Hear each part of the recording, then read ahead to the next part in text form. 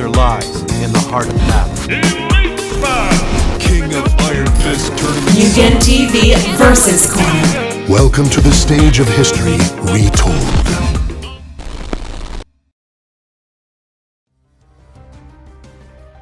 Hey everyone, and welcome to another Dissidia Final Fantasy NT tutorial. Now that the game is pretty much free to play, it is now the perfect time to help newcomers get a better understanding of how this game plays. In the first tutorial, we learned the basic mechanics of the game, such as 1. Understanding how to read the heads-up display, 2. Knowing the difference between HP and bravery attacks, 3. Objectives to winning the match, 4. Movement and targeting, and finally, activating the summoning crystal.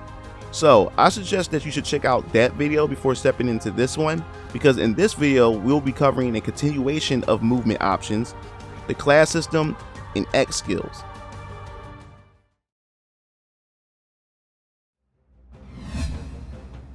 In my last video I only covered a bit about movement and targeting. This time we'll be going into a bit of detail about maneuvering around the stage. The core of Arena Fighters focuses on character mobility options. The blue line hovering over your player is the lock-on indicator between you and your opponent. Now, your camera is dictated on the target you are focusing on. When moving around the stage, the camera will remain locked onto the target, which means you cannot see what's behind you. That is why the mini-map is important, along with communicating with your teammates. Next form of movement is dashing by pressing the R1 button. This is the fastest way to move around the stage, but it comes at a cost of your stamina gauge. Once depleted, you can no longer dash. This can also put you in a sticky situation and is quite punishable if not managed correctly. In this game you have the ability to jump by pressing the X button, and again to double jump. Now we will talk about targeting, switching, and moving around the stage at the same time.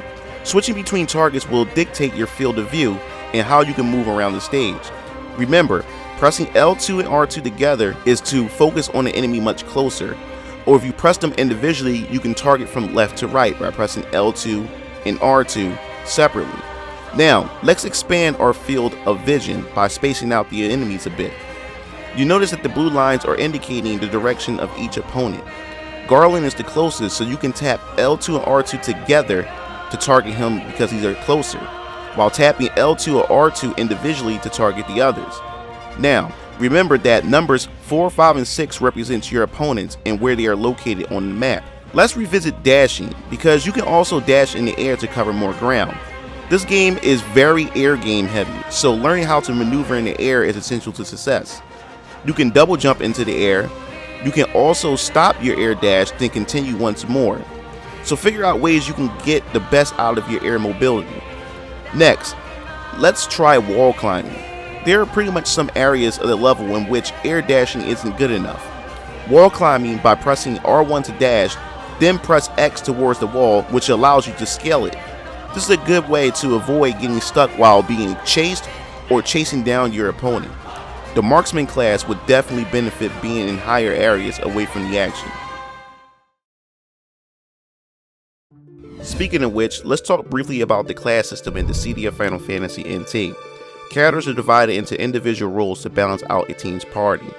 The character select screen points out what class each character falls into. There are 4 classes in which characters are divided in: Vanguard, Assassins, Marksmen, and Specialists. Vanguards are considered to be the tank of the party. They're essentially their powerhouse once they land a hit on you. Mobility isn't really their strong point compared to the other classes. If you love the front lines and want to become the shield for your party, then Vanguard is your class. Next up is Assassins. Assassins are pretty much your damage dealing class. They have good mobility and their job is to rack up as much damage as possible. They have plenty of combo potential. If styling on your opponent and comboing is your thing, then I suggest giving Assassins a try. Next up we have Marksmen. Marksmen is pretty much your mage/sniper class. They specialize in long range attacks and magic. Their mobility is average and fighting up close isn't their thing, but they are one of the most deadliest classes if complemented with a solid team setup. And finally, we have Specialists. This is the most unique class of them all because they pretty much play outside the standard class rules. They have their own unique playstyle suited to them individually. Example, Onion Knight can switch classes on the fly. Ramza has the ability to shout to increase teams with various different buffs. Van literally is the only character who has more than one HP attack that can be equipped at any given time. They are pretty much the advanced class. They have advanced learning curves, and building a team around them takes a lot of planning. The class system has a paper rock scissors system. Assassins beat Vanguard, Marksman beats Assassins, and Vanguard beats Marksman. Depending on an individual specialist, they can fit in either of the three classes. We will definitely go into further detail about party composition in a later video.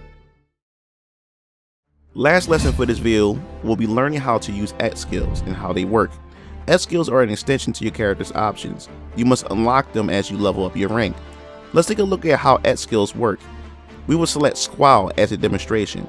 Open the customization menu and we will select X skills. You are able to select 2 X skills at a time, and there are multiple presets you can create. To use X skills, you must press up in triangle or down in triangle. X skills are broken into 2 categories, buffs and debuffs. Before heading into a match, equip X skills that's beneficial to your playstyle if you're heading in solo. But if you have a consistent team that comprises of your friends, then it's best to discuss what X skills the 3 of you should equip that best complement your team. In this demonstration, we will equip a buff and a debuff on Squall. Then we will create 3 different presets to test out. After selecting your character, you can select your X skill preset. When the match begins, you would notice 2 circle icons in the lower left hand corner of your HUD. The top icon is X skill 1, which represents up in triangle. The bottom icon is X skill 2, which represents down in triangle. X skills has a cooldown system, and you notice once the meter fills up, you now have access to your X skills. Now each X skill has its own cooldown time. We will try X skill 2 called Vacuum. It pulls in opposing teams or opponent. You notice that the cooldown has begun for X skills too. The vacuum ability is a really cool X skill when combined with your team strategy. Now, let's check out some buffs. With X skill 1, this X skill is called Share Bravery. You can share your bravery among your teammates. The combinations are limitless. So, let us check out the X skill preset B. Let's try out the Teleport X skill, which is classified as a buff.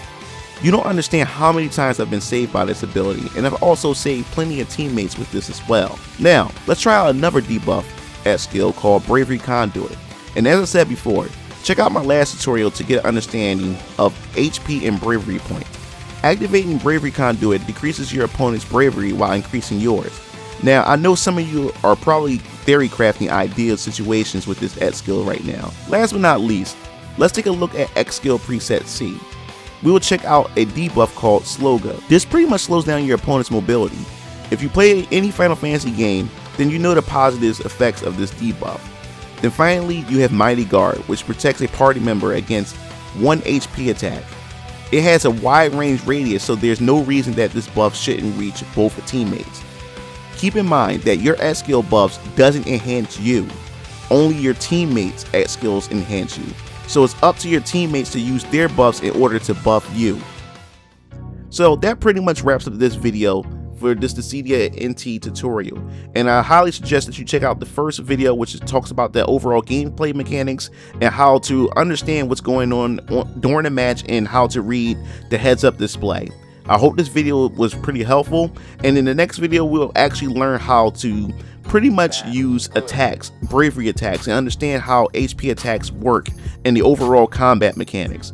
So I hope you enjoyed this video. If you want, make sure to comment, rate, pass the video around, and click the bell to be notified for more Dissidia NT videos in the future. This is Mugen Lord signing off. See you Game Fiends later. Peace out.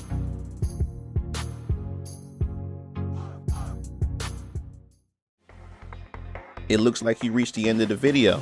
Well, while you're at it, check out some of my other discussion videos by clicking on the annotations below, and don't forget to follow me on other social media platforms to stay up to date with future content.